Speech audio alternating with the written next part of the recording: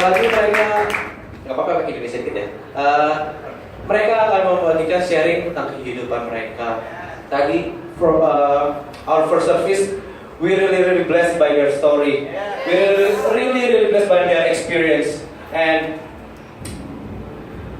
I hope that you guys listen carefully what they share.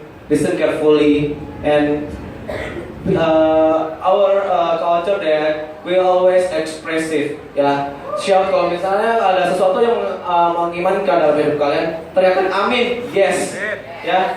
Oke, nggak berlama-lama, I will Dylan will share about you guys. Thank you. Hello 316. How you guys doing? Awesome! First of all, I want to thank God for letting me again to give my testimony in the second service, and also I want to thank Koiradi for giving me a chance to share my testimony. So first of all, I will start in 2016 when I was in grade 11. I was a normal kid. I played futsal, football, every sports I played. Suddenly, when I was playing futsal in my school, suddenly like my leg becomes so weak that I can't run. I even can't kick the ball. So I was like scared even to clear that sport again. Every week my performance started to decrease. Till one day when I want to go to school, when I ran, I fell down in my corridor, my apartment corridor, till my father need to carry me. I can't get up by my own 2 feet. Then on that day only, in the night we went to the hospital. I was admitted there. The doctor, to the first neurologist that I went here, he told us to do MRI of my brain and my neck. The next day he saw that in my brain there is like liquid, and they need to suck it out all the water from my brain and take the water from my air sumsum tulang belakang. So with my parents discussed with me, with my cousins also, but they were scared to do it here. They prefer to do it in Singapore if it's needed to take air sumsum tulang from my backbone.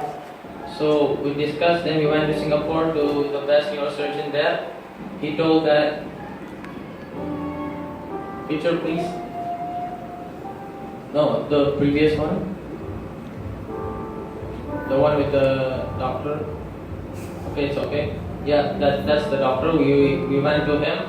He told me to jump up like this. But at that time I can't do that. I fell down on the floor in his clinic. So he picked me up and he told me to do MRI of my whole spine. He saw that there was a lump in my thoracic part, in my upper spine. It can be a cancer, it can be an infection, it can be a TB. So it must be operated. There's no other way. There's no other options. They need to see what is that. So and when he told the price of the surgery, it was beyond. It was like a price. It was like a price of one house. You can buy one house with that price. And we went back again to Indonesia. We discussed with our family. We have got a family doctor there in India. So we went there to that neurosurgeon. He told that good news for me, because I was very scared hearing that word surgery. He told that we can do other option. Is a new option, sophisticated technology about that. When that's called embolization. Embolization is like when you insert the pipe to your main artery in your inner thigh and through the backbone. It's like another way of doing surgery, a small invasive surgery. So he told that this is hemangioma, a blood tumor. It can happen to anyone, but for young people it's rare. It can happen to mostly women above 30 years of age and males also, but for your case it's rare. So they did that about 3-4 times, but it keeps on repeating. After they did first procedure, I was a little bit better. At least I can move my leg like this. I was so happy at the time moving my leg a little bit. I can't even do pee. I can't even do poo properly. So 3-4 times it keeps on repeating. I was paralyzed, then better. I was paralyzed, then better. I was paralyzed. So it makes me trauma to even think about that again. So I was so depressed in India and in Singapore also. Then we went back to Singapore. I told my mom that I don't care from where the money will come, but I want to do with that doctor. That doctor is the best. Only that doctor can heal me. Forget about God. God is another option. miracles can happen only to like children who are holy or never done sin. In my thought, it was like that because I myself see myself as a sinful person. I always speak lie to my parents. I always disobey my parents. I was so proud of myself. I can play football well. I can do my studies well. I can get all my trophies, my certificates in school because of my own self. I don't care about God. Then we went to Singapore with a doctor. He told that, okay, I need to do a surgery. Don't be scared. It will be a long one. Surgery takes about 5 to 6 hours. So we did with him the surgery. He took out all what he can from my backbone, all the blood vessels that he can, and the rest he still live with that. And he gave me a dose of steroids about 4 milligrams per day. So I keep on drinking that steroids. Go to the next picture. That was the cut of my surgery, and the bike decided was to take out all the dirty blood from inside my backbone. It was so painful post surgery. So we went to do. I went to do physiotherapy. This video will show you how I walked at the time of the surgery. Singapore and Mount East. No, not this one. This was in India. Oh yeah. Okay, now I show this one. This one, my leg was shivering, and you guys can see clearly. When I lift my leg, it's shivering the knees. If you guys can see. Wrong. Not that much, yeah. Not that much wrong. Only You little. guys see? It was shivering.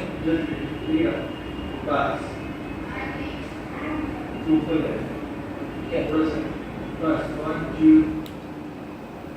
This one was in Singapore.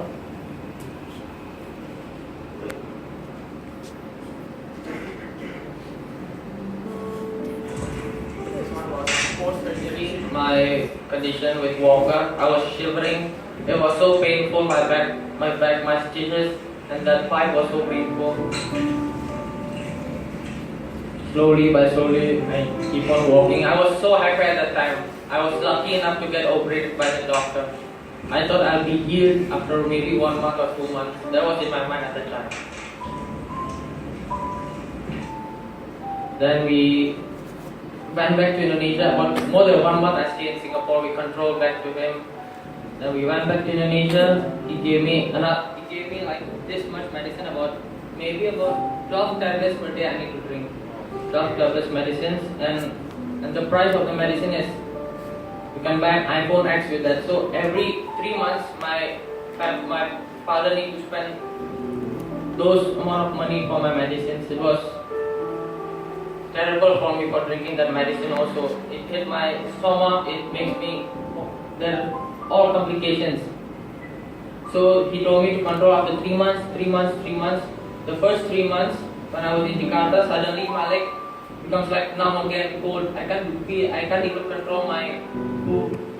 So we went back to him. He told that, oh, it's okay, you need to do swimming. Okay, I trust in him. Then the second time in January, he told that you must walk, you should use walker. So okay, every time when I go to church, I use walker up. I never sit in the youth because I'm ashamed of myself.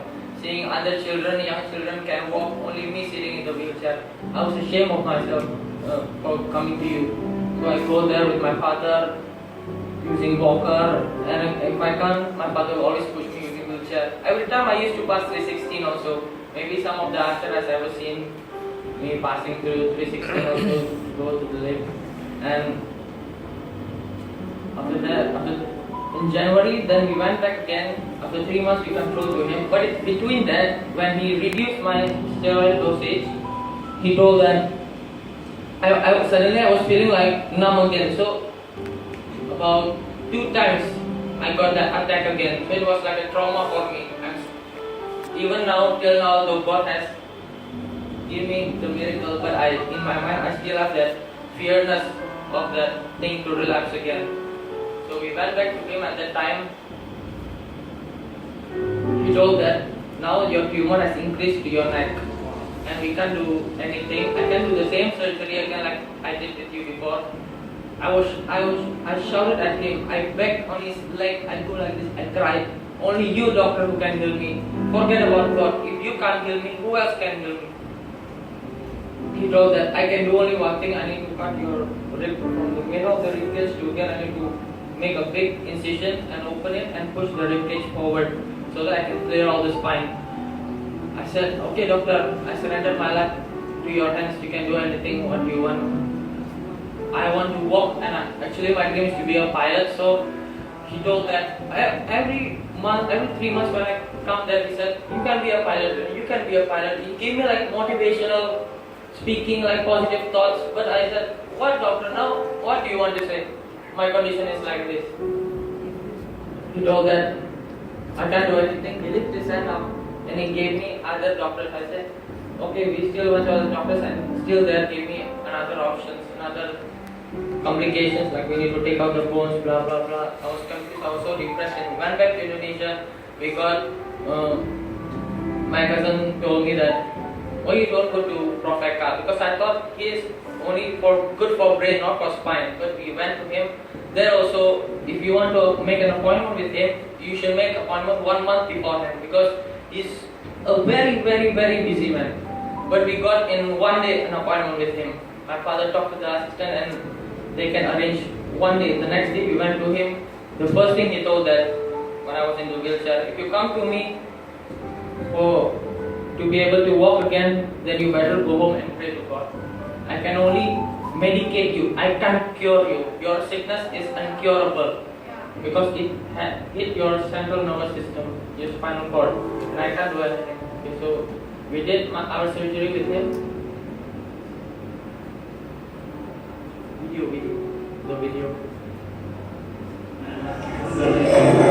This was the post-surgery. So I must go through the process of the surgery, the pain 2 times. This is the second time I've gone through that. The surgery takes about 7 to 8 hours. The big one was this much surgery at my back. This was in the physiotherapy. I was shivering. I can't even feel the floor. The coldness of the floor I can't feel.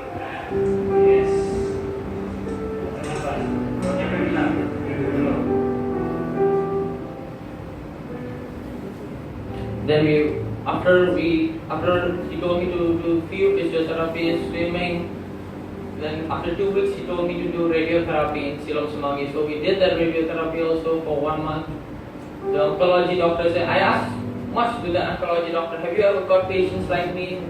Like when you go to that radiotherapy place, like you meet all cancerous patients, like it makes me like so scared. I'm not having a cancer, I'm just having this like my heart started pounding fast. I told them, can I be able to walk again? I saw this technology can make people heal. No, we can't guarantee you can walk again, but maybe you can only touch walls while walking or touch this while walking like this, and you will not have balance like normal. Or walking like normal is a miracle. Whatever you have walked before, you thank God because of that. And now you must get used to being in a wheelchair, being disabled.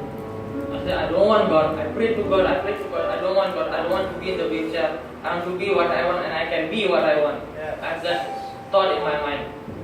Then suddenly, after my radiotherapy for 1 month, just 1 week before my birthday, my parents were going to their workplaces. Then when I want to go to the toilet, I just spend my day while watching YouTube, watching TV. I just spend my day like that every day. Every day I have the thought, okay, I will not be healed. I will not be healed. I'm just doing my performance is still the same thing.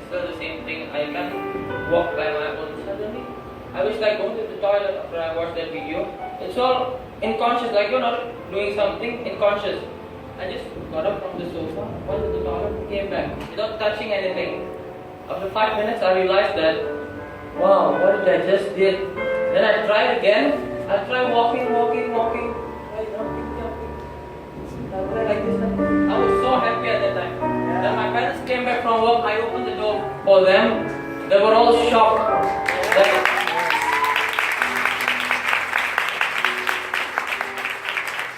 It was a shock for me too, because I don't think that God would heal me because I'm a sinful person.